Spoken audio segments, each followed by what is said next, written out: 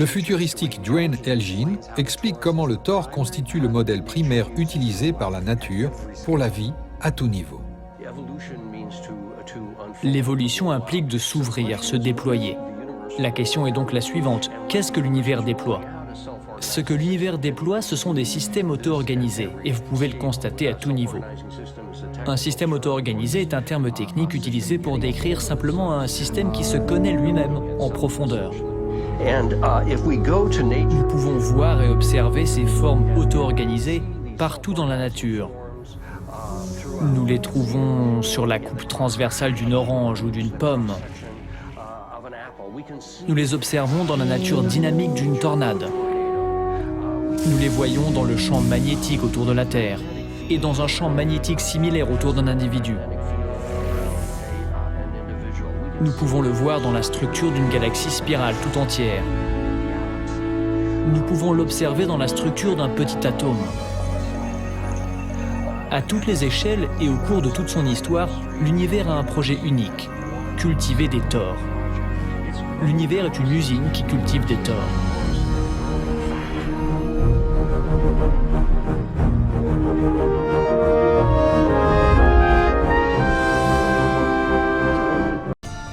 Lors du symposium, des scientifiques m'ont montré comment le tore avait été encodé par différentes cultures depuis des millénaires.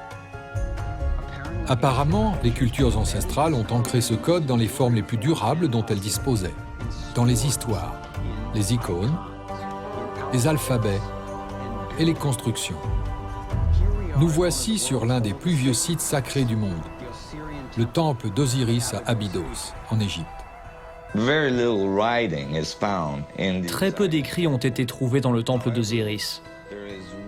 Cependant, il existe une information très importante dans ce temple.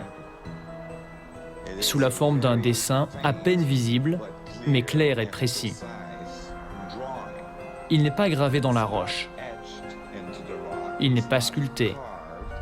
De manière extraordinaire, il est brûlé dans la structure atomique de la roche.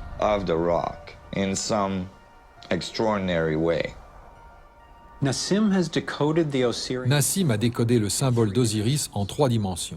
Étant donné que notre monde n'est pas en 2 dimensions, il est logique que les codes donnant des informations à son sujet ne soient pas limités à des représentations plates. Sa version tridimensionnelle du symbole d'Osiris commence par le vector equilibrium, un champ de force parfaitement équilibré, avec 12 lignes d'énergie égales qui rayonnent. Elle stabilise son centre comme les 12 rayons d'une roue.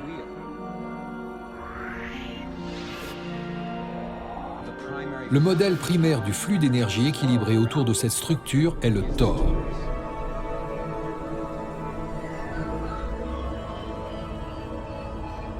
Nous passons maintenant au niveau suivant, plus vaste, avec un total de 64 pyramides appelées tétraèdres. Si nous plaçons des sphères dans la représentation du champ d'énergie toroïdal entourant chacune des pyramides, et que nous écartons les pyramides, nous nous retrouvons avec une matrice qui, étonnamment, se superpose exactement à l'icône d'Osiris. Un modèle en 3 dimensions de celui brûlé dans le mur du temple égyptien il y a des milliers d'années. Maintenant, changeons de continent, passons de l'Égypte à la Chine, où la même géométrie apparaît sur un autre site sacré construit en 1420.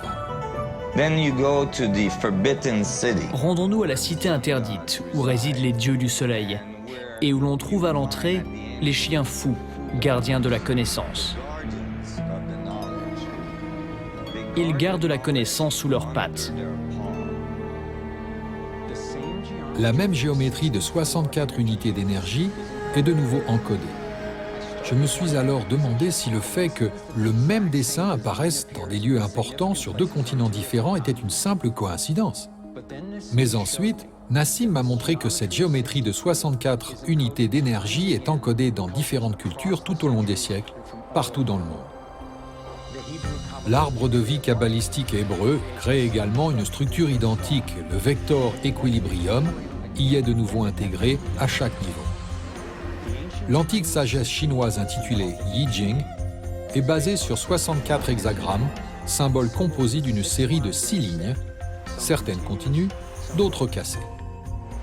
Ceux-ci, une fois assemblés comme les 6 bords d'un tétraèdre, forment le cristal à 64 tétraèdres.